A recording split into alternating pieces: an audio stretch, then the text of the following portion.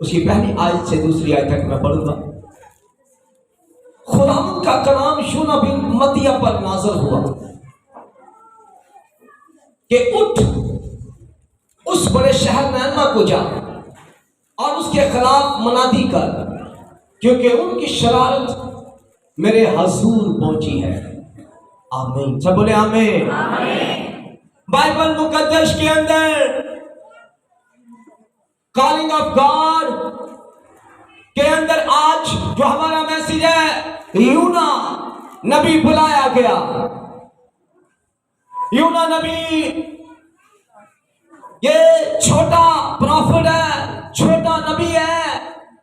अंबियाए अकबर और अंबियाए असगर आए, लेकिन अंबियाए असगर में से ये छोटा नबी है जिसका नाम यूना है। और यूना नबी खुदा ने इसे बुलाया, जैसे मती रसूल को बुलाया, मसूल की चूंगी के ऊपर जिस तरह पलूस को दमिश्क की राह के ऊपर बनाया गया, यिर्मयाह को मां के बातन में ही बुलाया गया, इसी तरह खुदा का ये नबी छोटा नबी है, नाम उसका यूना। इसके नाम का मतलब कुमरी है। और यूना नबी जब बुलाया गया तो खुदा ने इसे आवाज दी, यूना यूना। यूना ने कहा, ऐ खुदावन मैं हाजिर हूं। खुदा ने यूना नबी को कहा, उठ और नैनवा के लोगों के अंदर जा, नैनवा शहर के अंदर चला जा और वहां पर क्या कर, 40 वहां पर मनादी कर। 40 दिन के बाद नैनवा बर्बाद हो जाएगा। खुदा ने कहा, उठ नैनवा के अंदर चला जा। आज मैं आपको बताना चाहूंगा, खुदा ने उसे उठाया, उठ नैनवा को जा और नैनवा के लोगों के अंदर जाकर मनादी कर कि नैनवा की शरारत मेरे हजूर पहुंची है। नैनवा के लोगों की शरारत मेरे हजूर पहुंची है। ये शरारत है क्या? जो नैनवा के लोगों की शरारत खुदा तक पहुंची है। और खुदा ने कहा, उठ यूना नैनवा के गांव शहर के अंदर चला जा। नैनवा के लोग हरामगार थे, नैनवा के लोग चोर थे, झूठी कस्में खाते थे, हर तरह की बुराई उनके अंदर थी। औरत औरत से शादी करती थी, मर्द मर्द से शादी करता था, और वहां के लोग हर तरह की बदकारी के अंदर मुलव्वस थे। बुत परस्ती उनके अंदर थी, चिराग जलाते थे वो, गैर मबूदों के पीछे जाने वाले ये लोग, नैनवा के लोग, और खुदा तक उनकी शरारत पहुंची। ये शरारतें होती हैं जो आप करते हो। खुदा तक रसाई पहुंची कि वहां के लोग बदकार हैं, पर खुदा गुनहगारों से मोहब्बत करता है, लेकिन गुनाह से नफरत करता है। और आज यहोवा एल शदाई जो कुदरत और कादर मुतलक खुदा है, वो रहम करने वाला है। उसने एक नबी को चुना नैनवा के लिए, नाम उसका मतिया का बेटा यूना। यूना बुलाया गया और खुदा ने कहा, उठ नैनवा के अंदर जा, क्योंकि बनी इस्राएल के अंदर से यह नबी उठा। सुना जिस तरह सदूम और अमोरा की हरामकारी, और लिखा है गुनाह आसमान तक पहुंचा। वहां पर फरिश्ते आए हैं नूह के पास लेकिन हरामकारी, ज़नाकारी और किसी की इज्जत ना करना, किसी का इख्तिराम ना करना, नैनवा के लोगों के अंदर भी यही पोजीशन थी। लिखा है सदूम और मुरा, यहां पर लूत रहता है, उनकी शरारत भी आसमान तक पहुंची, पर नैनवा सदूम और मुरा के लिए खुदा ने लूत को नहीं उठाया, लेकिन आसमान से खुदा ने गंधक और आग बरसाकर उन लोगों को मार दिया, क्योंकि उनकी शरारत आसमान तक गई है। और नैनवा के लोगों की भी शरारत आसमान तक गई है, पर खुदा ने लूत को नहीं उठाया, पर यूना को उठाया है। कहता उठ, नैनवा के अंदर चला जा। ये शख्स उठा जरूर है, पर नैनवा के अंदर नहीं।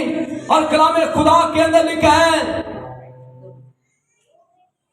याकूब को कहा गया उठ, और कहां पर जा, बैतेल को जा और वहां पर मस्बा बना।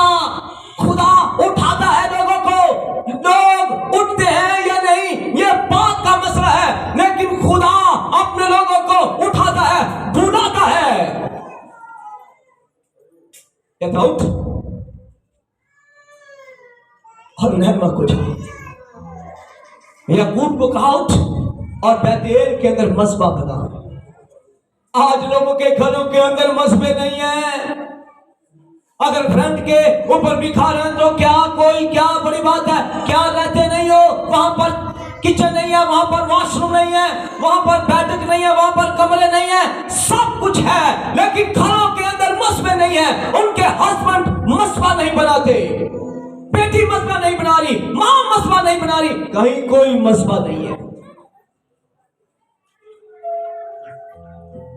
खुदा ने याकूब को कहा उठ, बैतेल के अंदर जाकर मस्बा बना।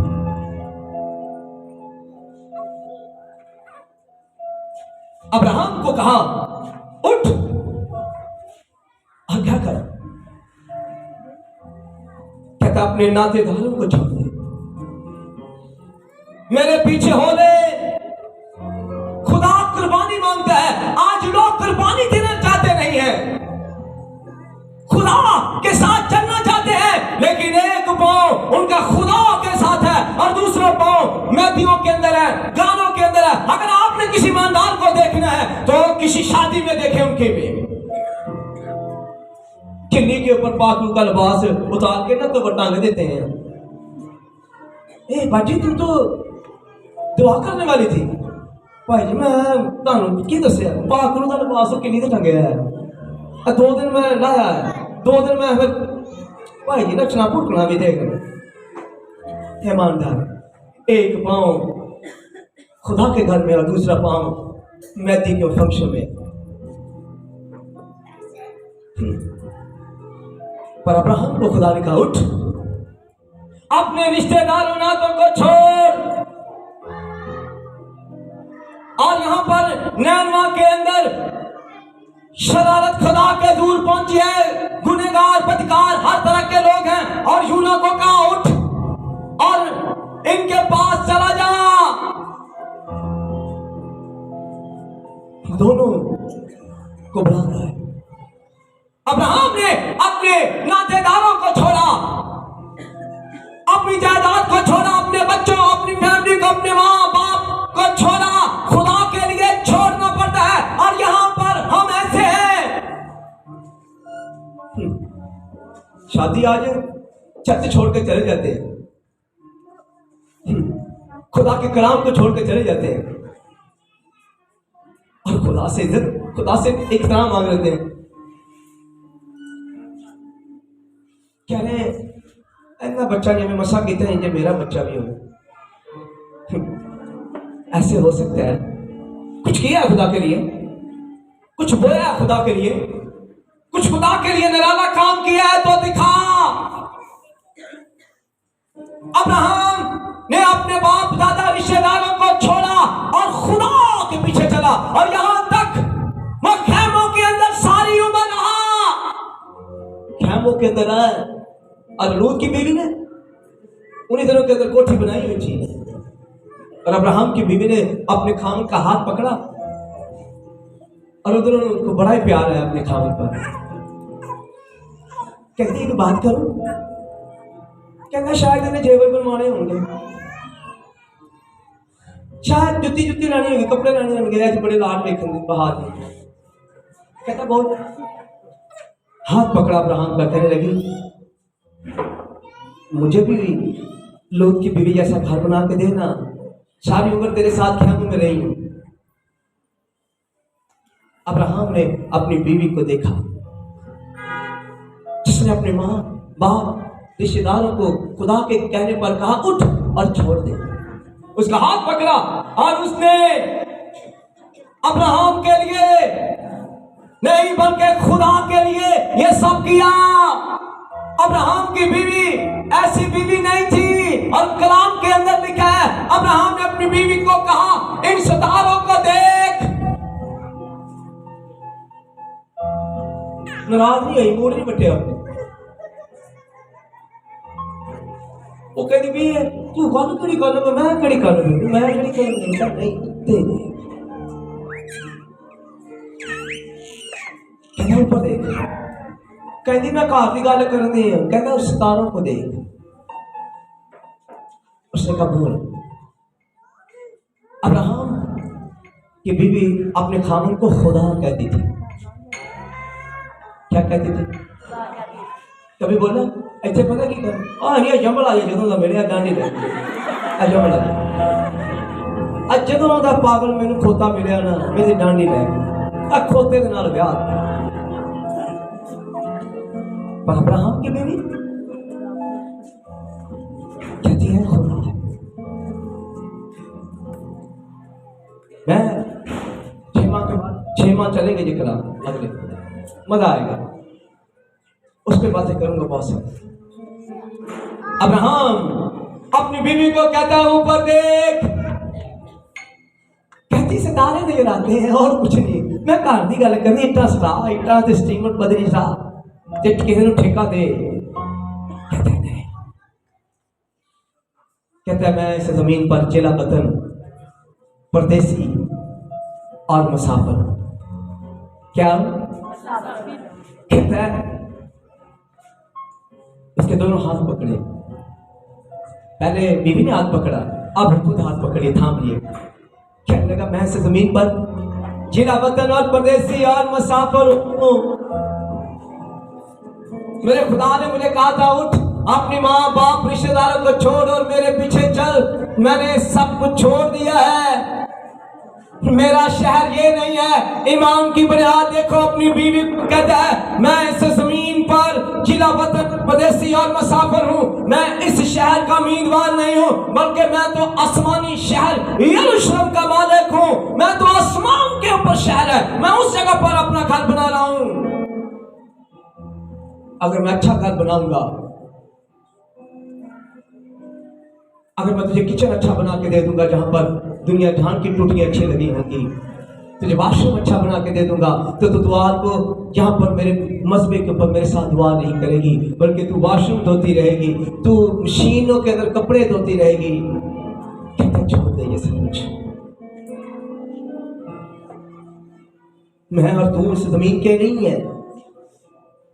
तू दिल लगा लेगी यहां पर। मैं घरों में जब भी जाता हूं तो वो बाजी से पूछे बाजी आप क्यों नहीं आए?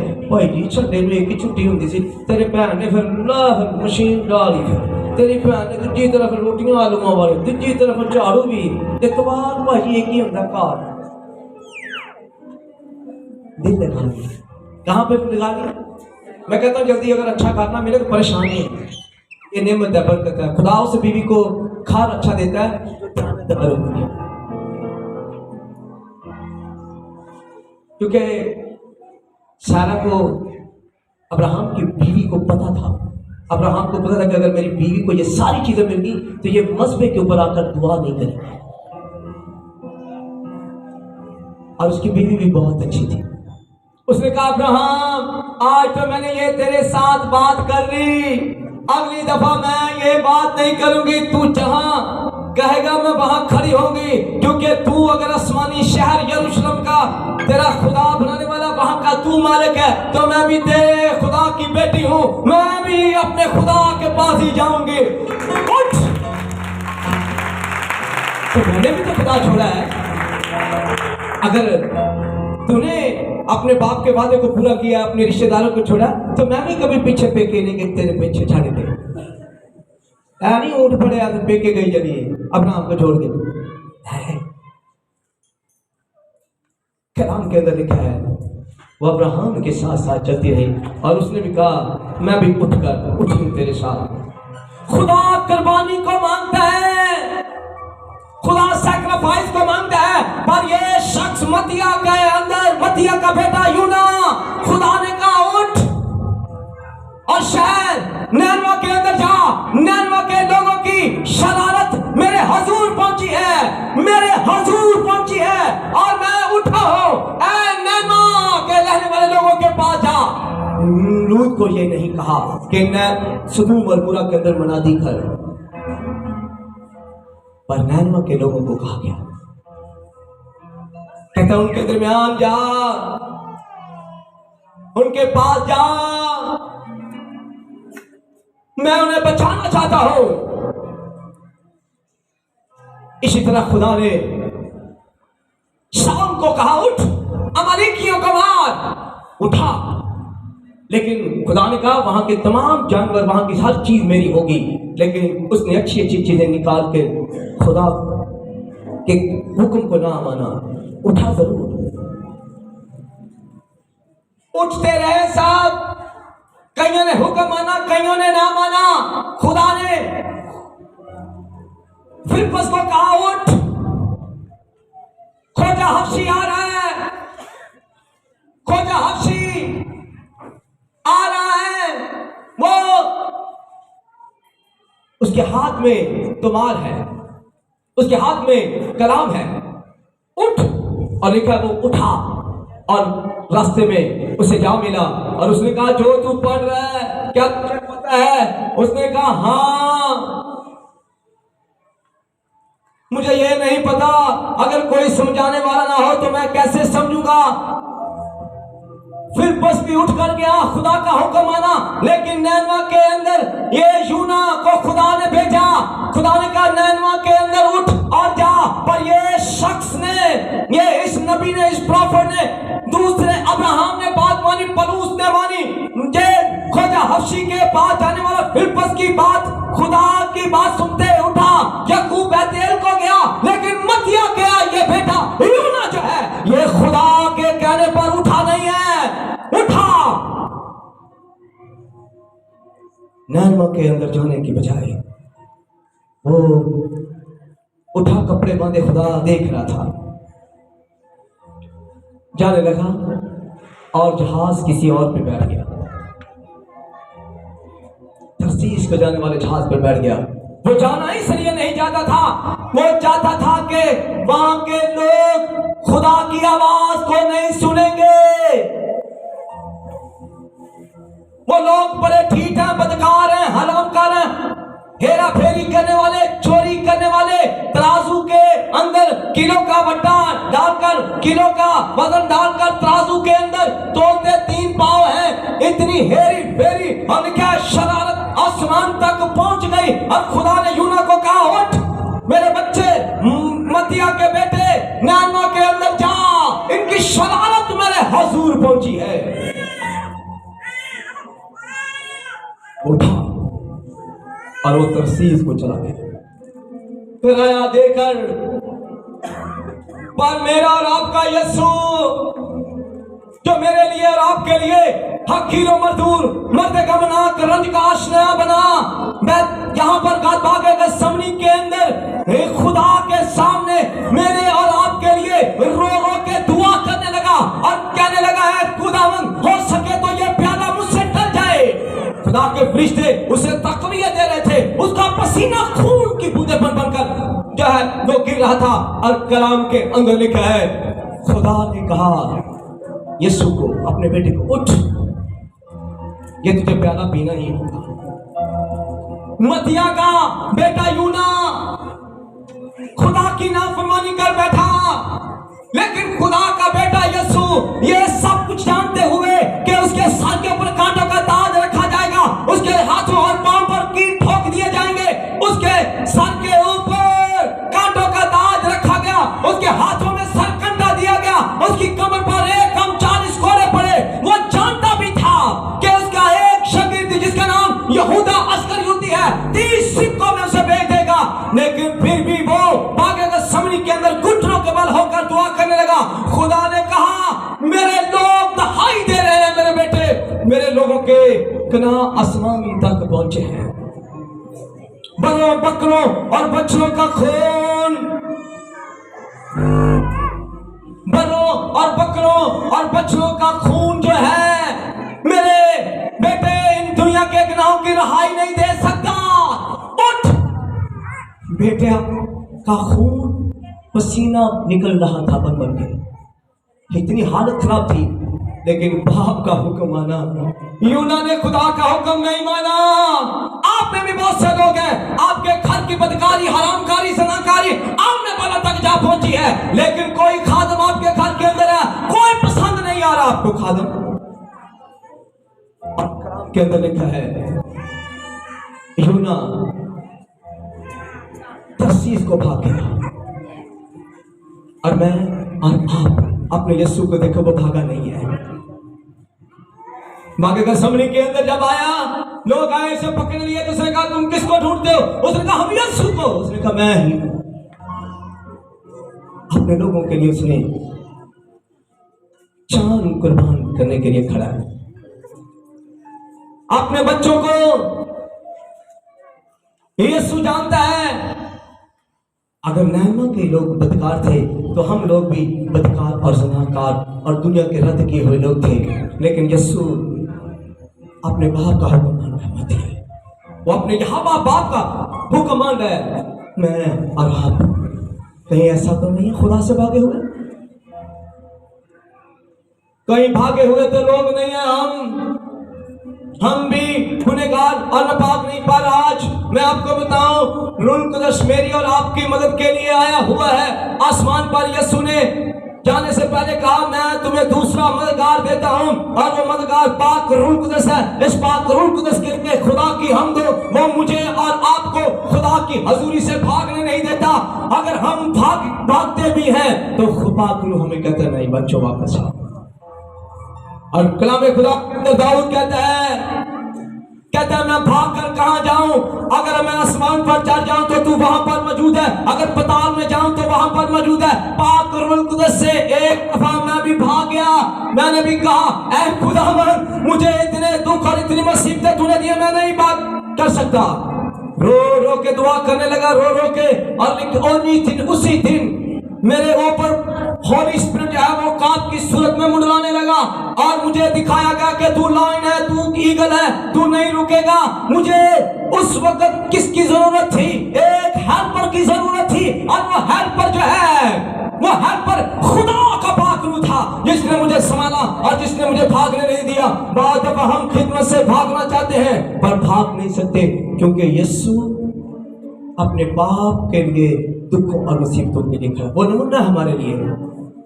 हमें जहां कहीं भी भेजा जाएगा हम सब जाएंगे।